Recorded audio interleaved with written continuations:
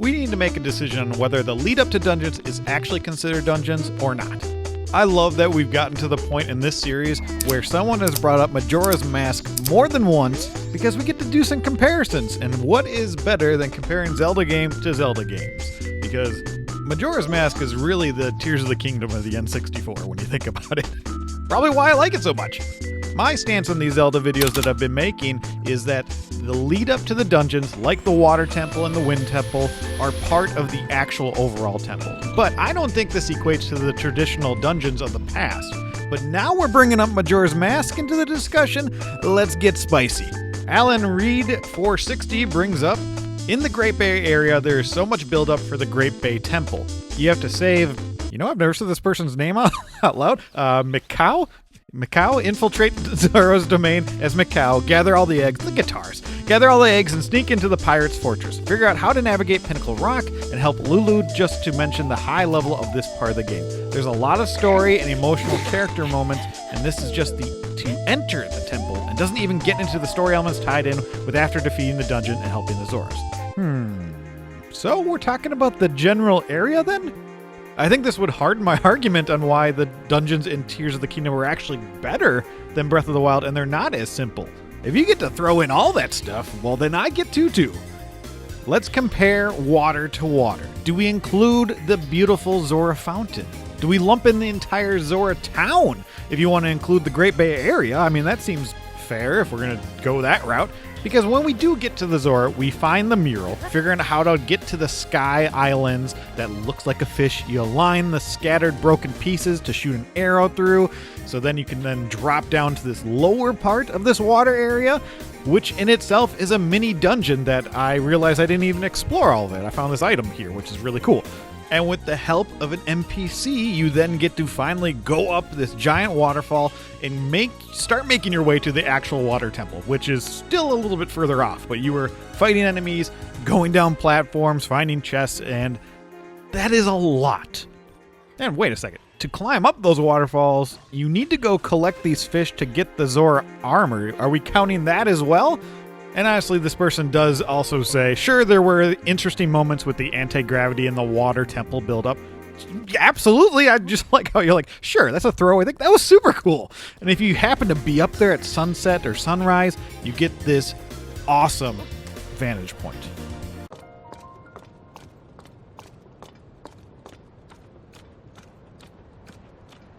The Great Bay is one of my favorite areas in Majora's Mask, but also shout out to the observatory because it's so good.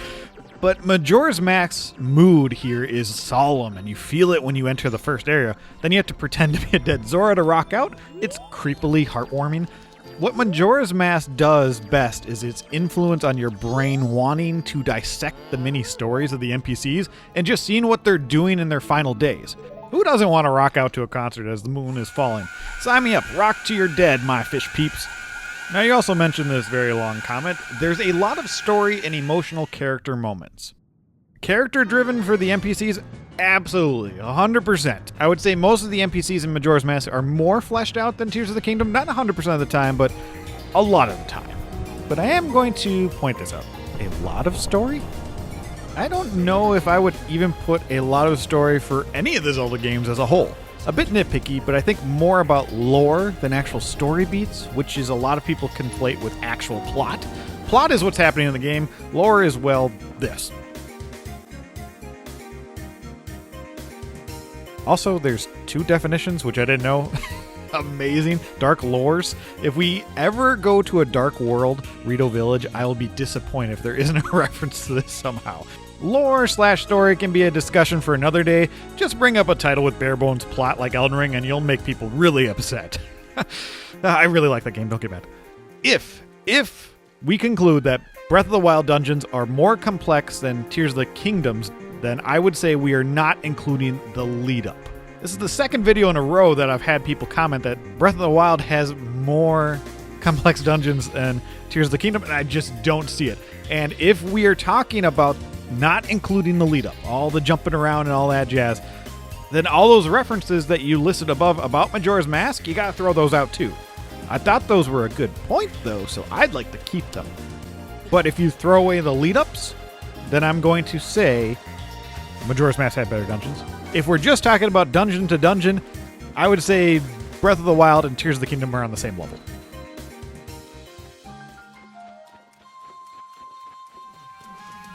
The approach to puzzle solving in Tears of the Kingdom is much different than traditional dungeons before. As this comment continues to point out, I agree that the dungeon build-ups were cool, but not more impressive than what we see in Breath of the Wild. I disagree, but that is fine.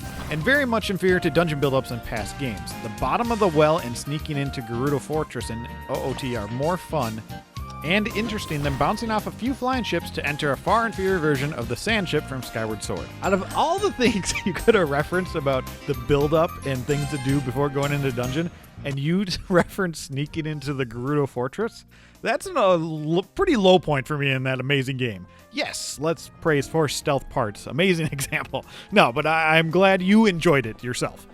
I would take bouncing on ships any day over the Force sneaking missions, for sure. You got a lot else in there, but this is my video, so I get to cherry pick what I get to talk about. But I appreciate this very long comment, and I do want to go to the next part of that. We're technically backing up to this comment. They were also incredibly easy to cheat. Ascend is too powerful in dungeons and made bypassing puzzles incredibly easy. The overpowered abilities Link has removed any challenge the dungeons presented. An example they bring up is you can just climb up the fire temple and get to every terminal. So I kind of agree with you here, but also I love that you can manipulate this game. Now, you're not manipulating the dungeons itself, you're more just playing around with the order and how you traverse and get through each area, and like you said, you can bypass things. I do sometimes miss the old way of doing things, but, let me miss those things. And you do point out about this manipulation mechanic. We see this similar concept in other great Zelda dungeons, such as Stone Tower, knocking the pillars in Eagle's Tower, changing water levels in the Water Temple, and moving rooms in Skykeep, just to name a few. Tears of the Kingdom was completely missing this, and were just simplified versions of Divine Beast with a new coat of paint. You're right, you don't really manipulate the dungeon in this one much at all, and you are going to point out changing the water levels of the Water Temple. Why do you keep picking some great examples and then just terrible ones? It's great. I love it. I do like when you manipulate the dungeons of previous games. That's always a fun turn of events, and I think, having this combination of the lead-ups to the dungeons where you're manipulating a lot of things, or at least trying to get different places in Tears of the Kingdoms, combined with this more manipulation of the actual dungeon itself, I think that could be a really cool future concept. Here's one I probably almost exactly agree with. Flamester76, seriously, my only problem with Tears of the Kingdom dungeons is that it does not have challenging / menacing enemies to fight. That is it. Nintendo has to understand that dungeons are the place where the game's difficulty has to pick up significantly, much like the original Legend of Zelda. It is a very simple fix. I could not care less for the puzzles. The puzzles crowd already have their shrines. This is my 4th video on this topic of Tears of the Kingdom overall. We compare it to other things, but I haven't seen this take. And I 100% agree. There should be more elevated enemies inside the actual dungeons. We got those freaking dumb hands and the Shadow Temple under the well. Oh my gosh, I love that. That opens up the challenge dramatically in Ocarina of Time. Whether it's a bit of annoyance, who cares, but bringing you back further in a dungeon, I like that. Besides the final dungeon in Tears of the Kingdom, from my memory, this just isn't a thing. This should be an excellent upgrade to the dungeons as a whole.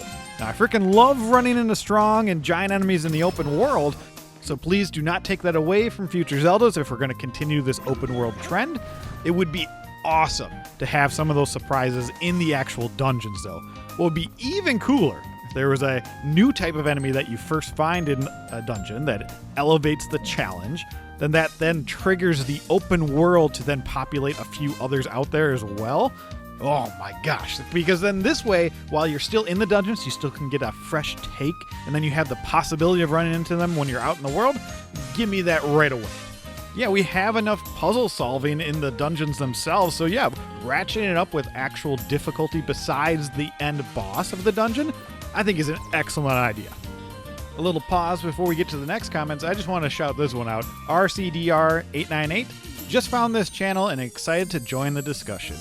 Absolutely. Thank you for being here. If you want to be here, hit that subscribe button. I react to comments a lot. I don't always react to all of them, but sometimes you get to be focused in a video. It's kind of fun. And they do expand on this. I am not a Zelda fan. I played Breath of the Wild and enjoyed it enough to pick up Tears of the Kingdom. I played Tears of the Kingdom for a while, but lost interest in the game a little after clearing my first regional phenomenon. I'm not really sure why. I think this game just got really overwhelming, maybe. I still don't really have interest in going back, though. What I did play of the game was breathtaking, and I loved it. This game can be overwhelming. I'm happy you're here, by the way. Thank you. It's fine stopping and coming back to something. Usually if I stick with an overwhelming game, I find myself going into the no distract mode. I did that with Skyrim. It works. Not always, but it can. And I think there's nothing wrong with putting a game aside and still knowing that you loved it. Or you found fun with it and breathtaking, as you said. Travis Baker 3062 says, missing the older style, but still loving the newer one. That is a beautiful place to be. You want to miss things. So then when it comes around again, you're excited. Furion Kaiser 8291 says, I just hope dungeons actually feel like you're inside a dungeon. In the older games, I enjoyed how closed off I felt from the rest of the overworld when inside a dungeon. I didn't really feel that way in Tears of the Kingdom, especially with the Water Temple, which was easily the worst one of the four. The Lightning and Wind Temples were the closest to match that feel. I can see the comfort of being inside an enclosed space like the previous temples. It does give a different ambiance to the entire temple dungeon as a whole. We got the lead-up areas, like Death Mountain, for example, in Ocarina of Time.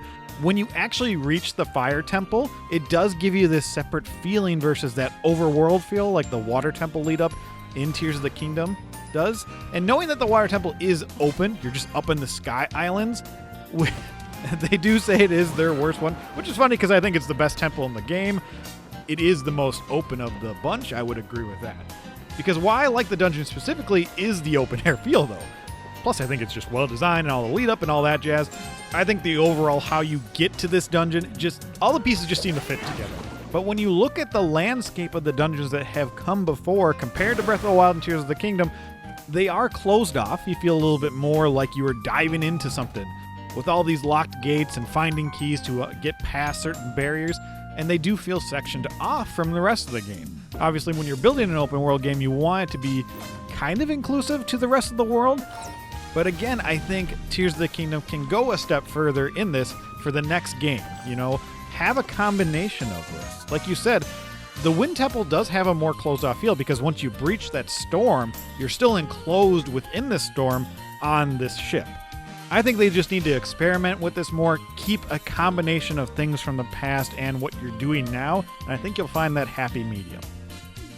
Man, we could go so much more in depth about dungeon design, but I don't know if I want to do that. This is more of an overall feeling of the dungeons in Tears of the Kingdom compared to ones in the past.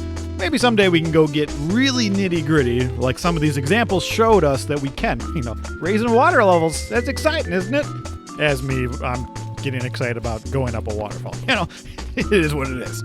I just love what we're building here with these comments. It's just a fun place to discuss, even with differing opinions. And a lot of times, even if the heat comes in the keyboards, we still get some nice resolutions down there in the comments. Will there be a fifth video? I have no idea. It just kind of depends on what the comments say and how I'm feeling. But if you want something totally different, you should watch this video about getting excited about future Nintendo games.